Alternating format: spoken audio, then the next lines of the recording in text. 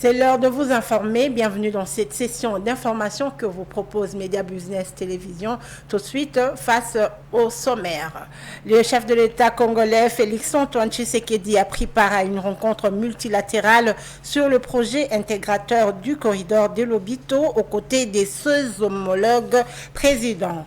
Dîner de paix, le chef de l'État Félix Tshisekedi promet une paix définitive aux enfants victimes de l'instabilité dans la partie est du pays. Intervenons le mardi 3 décembre sur la présentation du projet de loi de finances pour l'exercice 2025. Willy Boussa plaide pour la construction des infrastructures routières dans la province du Sud-Ubangi. Bienvenue encore une fois de plus dans cette session d'information. On va ouvrir par ces chapitres. Le chef de l'État congolais Félix-Antoine Tshisekedi a pris part à une rencontre multilatérale sur le projet intégrateur du corridor de Lobito aux côtés de ses homologues présidents.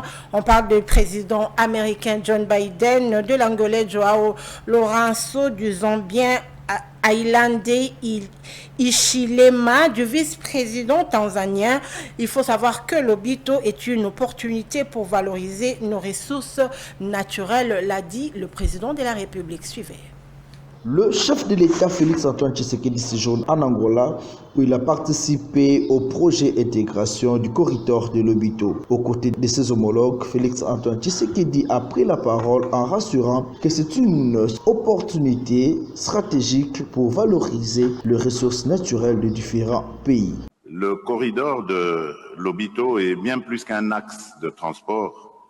C'est une opportunité unique d'intégration régionale, de transformation économique et d'amélioration des conditions de vie de nos concitoyens. Ce réseau ferroviaire reliant les régions minières de la République démocratique du Congo et de la Zambie au port de Lobito est conçu pour transporter jusqu'à 20 millions de tonnes de marchandises par an d'ici 2030. Le corridor de Lobito n'est pas seulement un projet d'infrastructure. C'est aussi un trait d'union entre nos trois pays, la République démocratique du Congo, la Zambie et l'Angola. Il symbolise notre volonté collective à convertir le potentiel de nos pays en une prospérité tangible pour nos populations, en favorisant une interdépendance harmonieuse où nos économies pourront s'épanouir mutuellement. Pour la République démocratique du Congo, le corridor de Lobito représente une opportunité stratégique pour valoriser nos ressources naturelles, en particulier le cuivre et le cobalt, qui constituent 70% de la demande mondiale dans le cadre de la transition énergétique. Avec une production combinée de 3 millions de tonnes par an entre la République démocratique du Congo et la Zambie, ce projet permettra de réduire significativement les coûts logistiques tout en augmentant nos recettes d'exportation. C'est donc une opportunité unique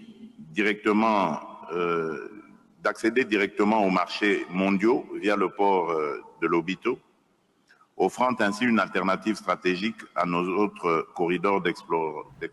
Nous l'avons dit dans le sommaire dîner de paix, le chef de l'État Félix-Antoine Tshisekedi promet une paix définitive aux enfants victimes de l'instabilité dans la partie est de la République démocratique du Congo. Laurence Koumassamba. Alors les enfants, vous voyez, je vous ai décrit 4 démarches que nous sommes en train de mener et qui, je vous l'assure, faites-moi confiance, vont ramener la paix définitivement à l'Est. Pas un semblant de paix, c'est-à-dire simplement les armes qui se taisent pour reprendre dans 1 an, dans 2 ans, non. Ce sera la paix définitive. Et vous pourriez enfin, à ce moment-là, rentrer à la maison.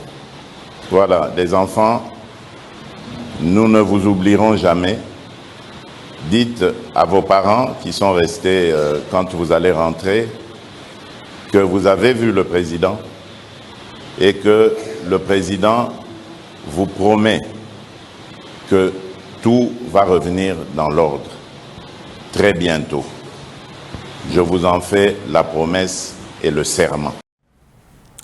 Intervenant le mardi 3 décembre sur la présentation du projet de la loi de finances pour l'exercice 2025, Willy Boussa plaide pour la construction des infrastructures routières dans la province du Sud-Bangui. Ces efforts contribuent tant soit peu à l'amélioration des conditions de vie de nos populations. Nous saluons également l'insertion par le gouvernement de l'article 72 de l'article 72 de la loi de finances 2025, car l'insertion de cet article 71 de la loi de finances 2025 qui modifie l'article 112 imposant aux entreprises minières du portefeuille de l'État de verser prioritairement au trésor public les dividendes dus à l'État avant toute affectation aux bénéfices nets comptables. Nous notons en ce qui concerne, Monsieur le Président, nous notons en ce qui concerne les programmes d'investissement.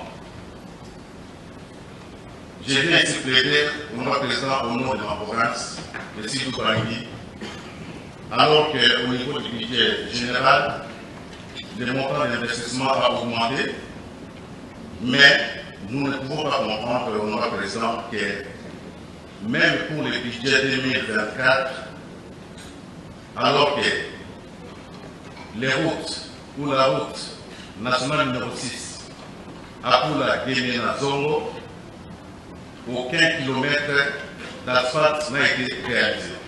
Nous remarquons encore que dans le budget 2025, les dépenses ont augmenté et nous espérons, à travers le ministre du budget ici présent, dans la réalisation des affectations qu'au niveau de nos provinces, ici nous allons que les routes soient réellement installées. J'ai vu encore, Monsieur le Président, pour ce qui concerne, par exemple, les infrastructures relatives à l'enseignement supérieur et universitaire. Sur un total de 26 projets, je me rends compte que Kinshasa a les 10 projets sur les 26, alors que si on suivait la logique des choses, chaque province devrait bénéficier d'un seul projet. Nous demandons donc au gouvernement de corriger cette disparité. Si nous voyons par exemple l'état dans lequel se trouvent plusieurs institutions universitaires au niveau, à travers toute la République, et précisément sur Bangui, il y a lieu d'interroger réellement sur l'importance de la province de Sud Bangui dans le budget et la forêt. Je reviens sur le PDL 145 territoires. Lors de la révision des comptes 2023, le taux d'exécution du montant alloué était de l'ordre de 7%. En 2024, avec la loi rectificative, nous avons vu que rien n'avait encore marché. Et nous voyons que pour le budget 2025, 824 milliards de francs congolais, 718 millions ont été inscrits à titre d'investissement. Est-ce que ces projets ou ces programmes pour les territoires de nos provinces seront réellement réalisés? Car en 2023, 7% de réalisation. En 2024, certainement, nous verrons la loi de finances, disons, la réduction des comptes d'État, mais en 2025, c'est un montant qui est alloué. Est-ce que à l'écoute de la population et déterminé à faire triompher la justice en garantissant la paix sociale. Le ministre d'État, ministre de la Justice, garde des Sceaux, Constant Moutamba, a annoncé une très bonne nouvelle au Quinois le mardi 3 décembre, où il portant exécution de la peine de mort contre le bandit appelé Kuluna. Sur instruction de la haute hiérarchie, une commission a été mise en place pour lutter contre le banditisme urbain à Kinshasa et dans d'autres pays et dans d'autres provinces. Laurence Kumasamba nous a inscrit plus d'une fois lors du Conseil des ministres pour mettre fin au phénomène de banditisme urbain qui sévit dans certaines grandes villes du pays, y compris dans la capitale qui est la ville province de Kinshasa. Les Kuluna continuent de s'aimer mort et désolation dans la capitale ainsi que dans d'autres villes du pays. Les Kuluna endeuillent nos familles. Et il était question pour nous de pouvoir exécuter les instructions de la haute hiérarchie en mettant en place la commission de lutte contre le banditisme urbain.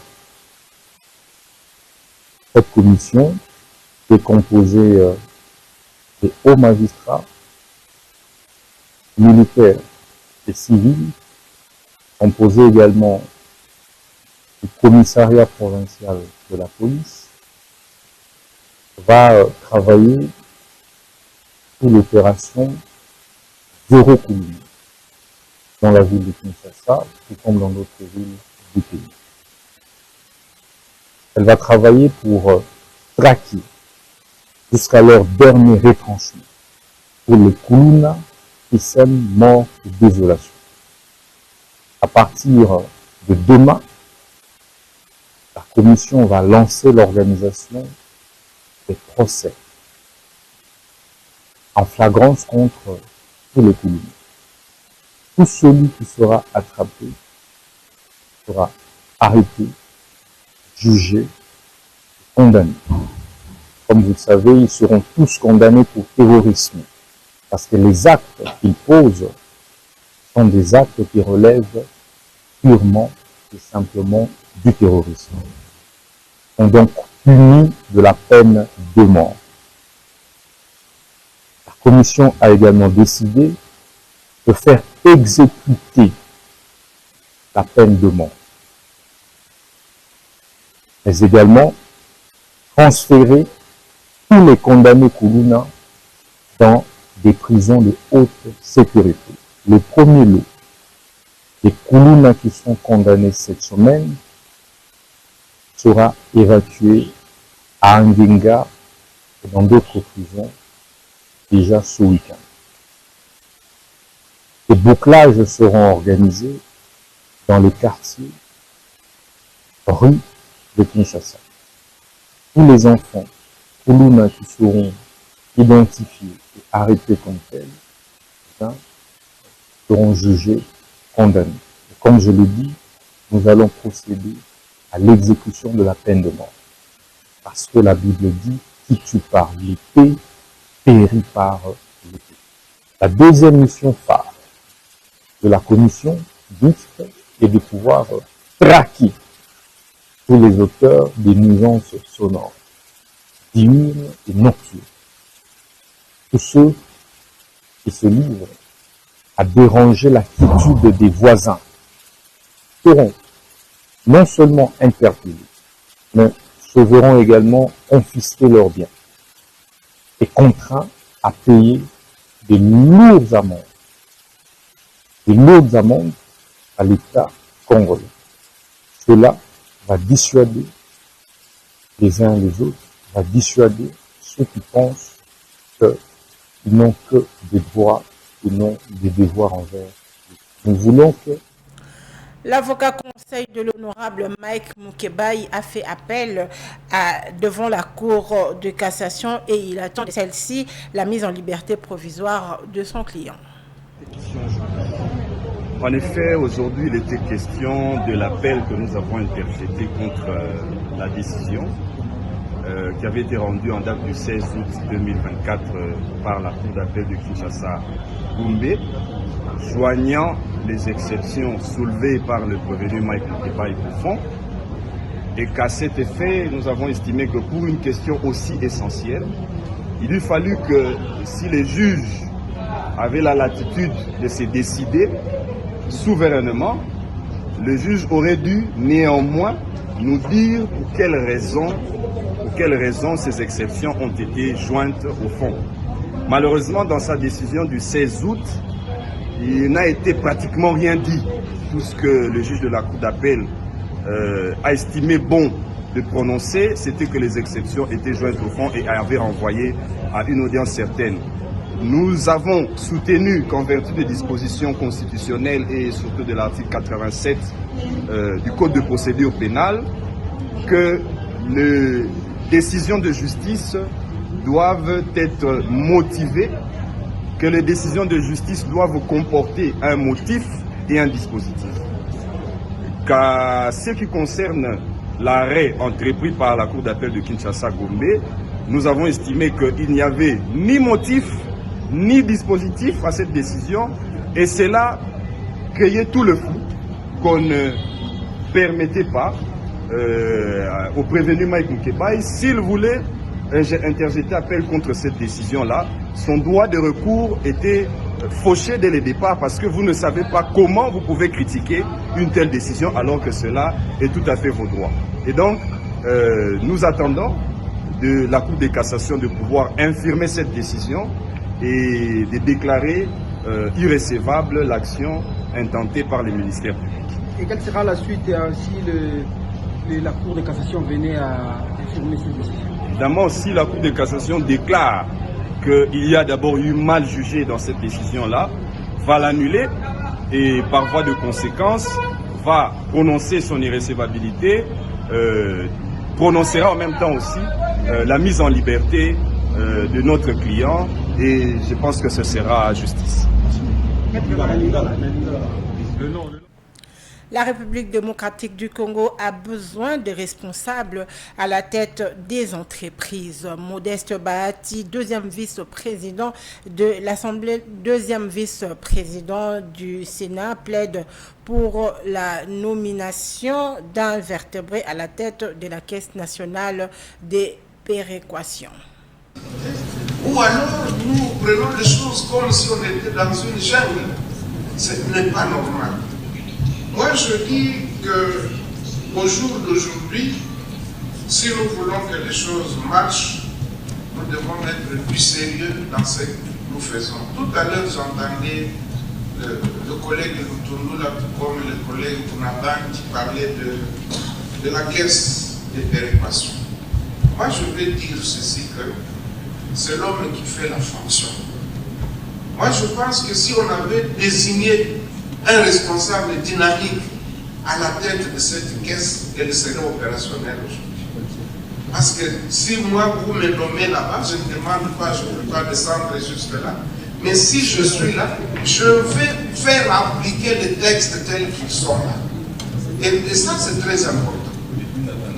Les gens attendent, ils croient que ça va tomber du ciel pour qu'ils commencent à travailler. Non, non, c'est l'homme qui fait la fonction. Moi, je pense que pour ce qui nous concerne, nous devons beaucoup travailler pour contribuer à accroître les recettes par le contrôle tel que nous avions déjà fait dans le passé. Et ceci permettra à ce que nous puissions améliorer notre budget. Je pense qu'au niveau de la commission ECOFIN, on aura sûrement apporté nos contributions pour que nous puissions voir comment on peut encore rehausser le niveau des recettes. J'ai dit et je vous remercie. Bokungu, le 3 décembre 2024, la Fondation Ouidal a le plaisir d'annoncer le lancement officiel de l'année académique 2024-2025 à l'université Ouidal de Bokungu, UWBO, marquant une étape historique pour cette contrée de la province de la Chuapa. Laurence Koumassambe, une fois de plus. Sur ce, je déclare l'année académique 2024-2025 à l'université Ouidal de Bokungu ouverte.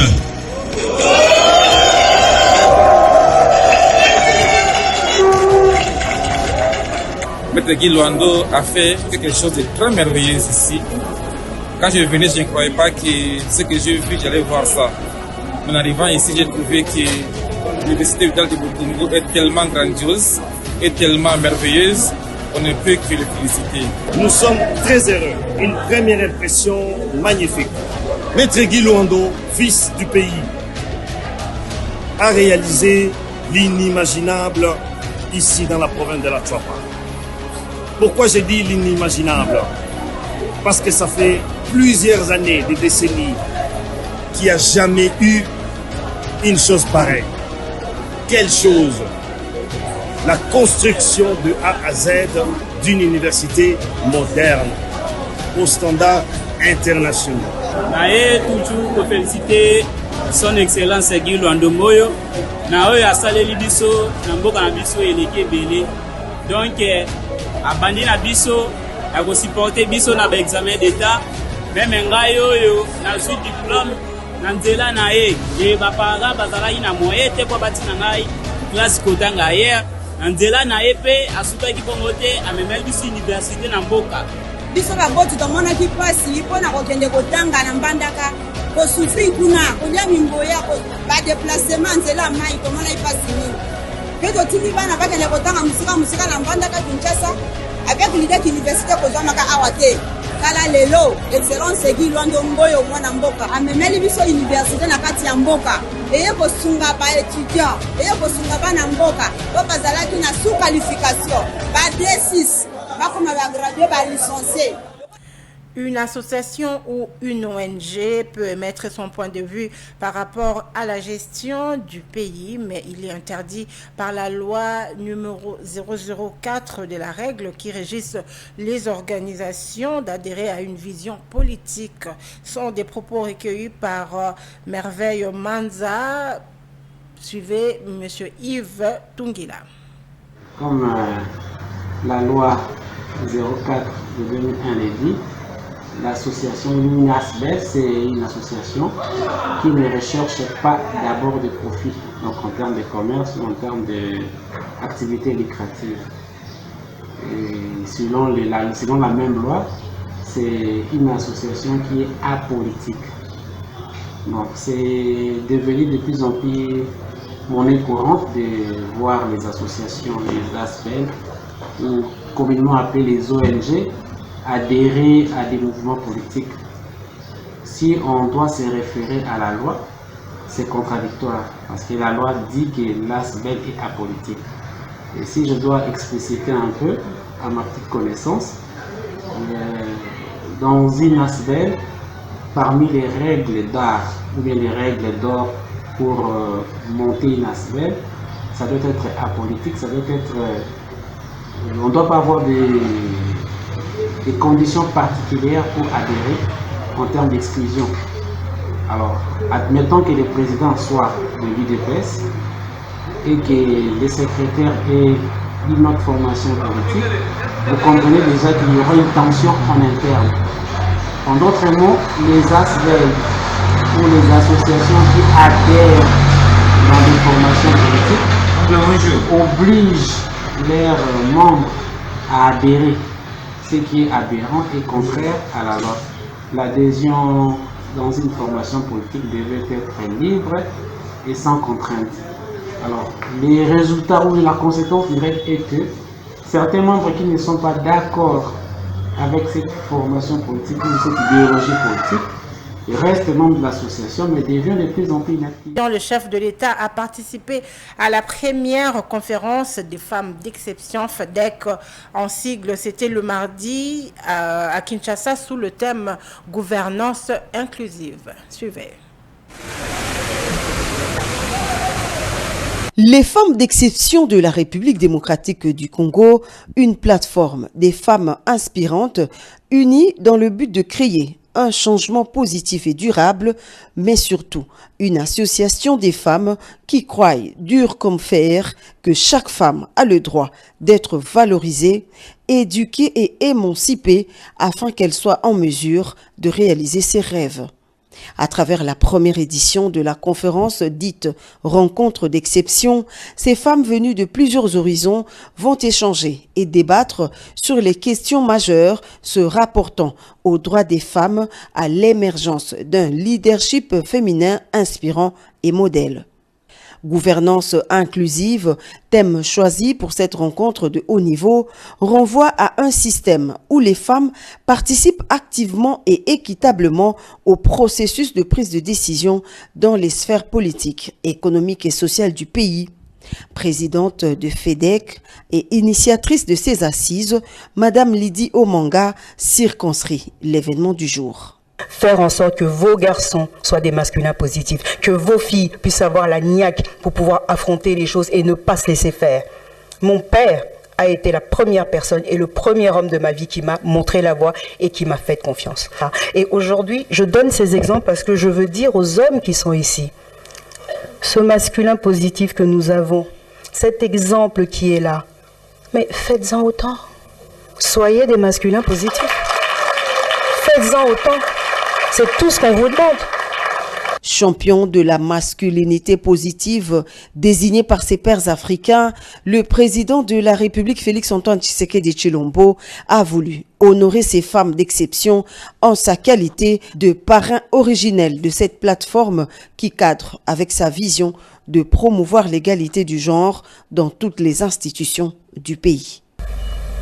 Dès mon accession au pouvoir, lors de la première célébration de la Journée internationale des droits des femmes, c'était le 8 mars 2019, comme l'a rappelé la présidente, Madame Lydie Omanga, j'ai eu le privilège de recevoir une délégation de femmes congolaises leaders.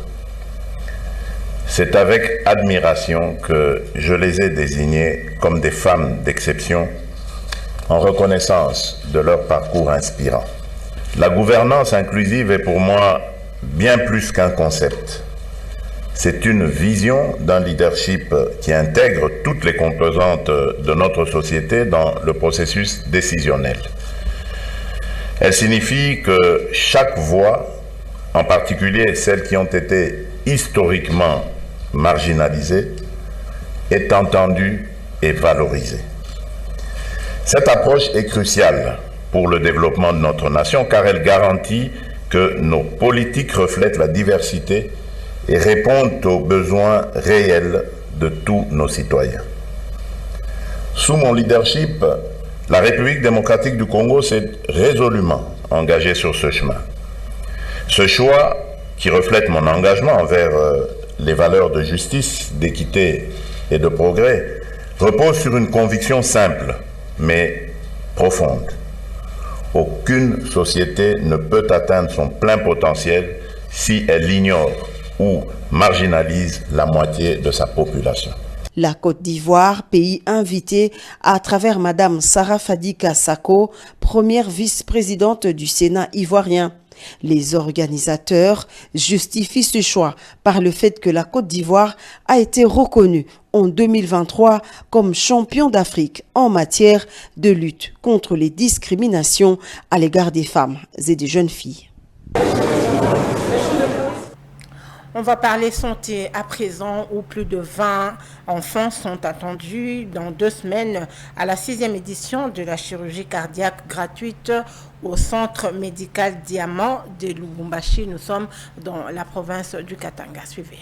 À l'initiative d'une équipe d'experts américains de l'association dénommée Global Cardiac Alliance, cette campagne entend sauver des vies humaines et renforcer la capacité des médecins locaux.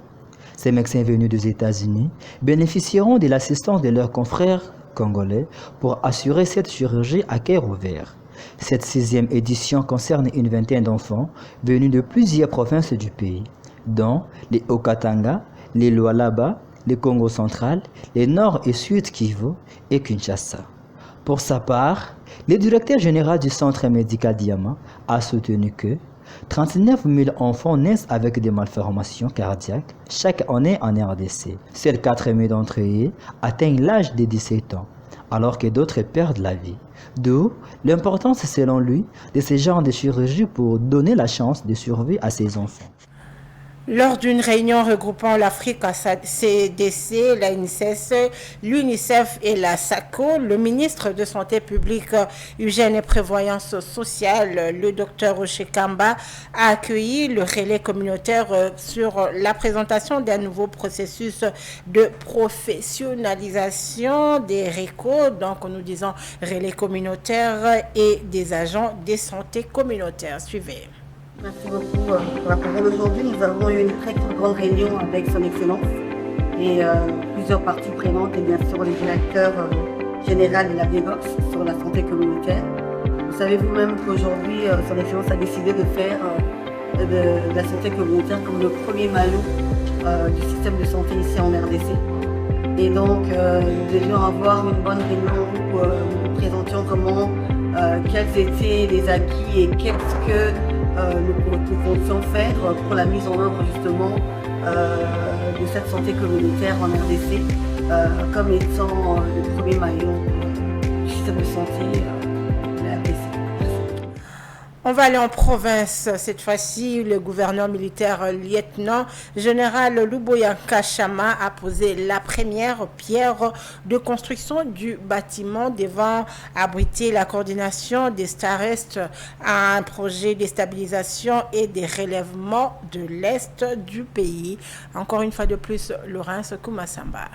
C'est sur ce terrain de 40 sur 35 mètres que sera érigé les bâtiments du bureau de la coordination provinciale de Start-Est, projet de stabilisation et de relèvement de l'Est de la République démocratique du Congo en Ituri. Le lieutenant général Luboya Kachama Johnny a posé la première pierre des constructions de ces bijoux, énième preuve des efforts de paix et de développement consentis par les gouvernements congolais et ses partenaires, d'où l'engagement de tous demeure un impératif. Aujourd'hui, on passe à la stabilisation. La stabilisation annonce le développement. C'est pour moi, encore une fois, une opportunité pour demander aux fils et aux filles de l'Ituri de s'engager dans ce processus. Il est temps de reconstruire notre province. Revenez, l'Ituri comme vous la voyez aujourd'hui, vous ne la verrez plus comme ça dans quelques années. Occasion pour Steve Sengida Pachulu, coordonnateur du projet Start-Est en Ituri, de revenir sur les objectifs poursuivis par le dit projet en faveur de la population iturienne. Ces projets visent dans ces objectifs l'amélioration de l'accès aux infrastructures socio-économiques et communautaires de base, l'amélioration ou la réintégration des personnes associées ou des personnes affectées par les conflits, y compris ces sortants des groupes armés, en termes de réinsertion et de réintégration communautaire, mais aussi et surtout, ce projet va devoir renforcer la capacité des administrations provinciales à faire face aux défis de la stabilité et du relèvement. Situé en plein centre-ville de Bunia, les travaux de construction de cet édifice de 2 bâtiments modernes, dont un en étage de 2 niveaux, seront exécutés sur une durée de 7 mois grâce au financement de la Banque mondiale depuis des $484 000 américains. Il s'est de signaler à la fin du projet Start-Est, cet édifice ainsi que d'autres infrastructures construites dans le cadre des 10 projets seront légués au gouvernement congolais. Parlons sport à présent où le Léopard Dame de la RDC se sont inclinés hier mardi face à l'Angola avec un score lourd 14-15 à 40. Les fauves congolais ont eu du mal à tenir le coup durant cette rencontre de la dernière journée des phases de groupe. Suivez. Le Léopard Dame incliné hier mardi face à l'Angola avec un score lourd 15 à 40. Les fauves congolaises ont eu du mal à tenir le coup durant cette rencontre de la dernière journée de la phase de groupe. Malgré leurs bonnes intentions et leurs tentatives pour prendre le dessus sur les Angolaises, en première mi-temps, elles ont été en retard de 12 buts, 9 à 21 en faveur des Palanca Negra. La capitaine Christiane Moissessa et ses coéquipières n'ont pas eu d'occasion de modifier les scores face à l'attaque angolaise et vont se retrouver avec 25 points de retard après la pause. La RDC affronte l'Égypte ce mercredi 4 décembre au gymnase du stade de Marty. Voilà, c'est par cette note sportive que nous bouclons ce journal, mais avant de nous quitter, voici le rappel des titres.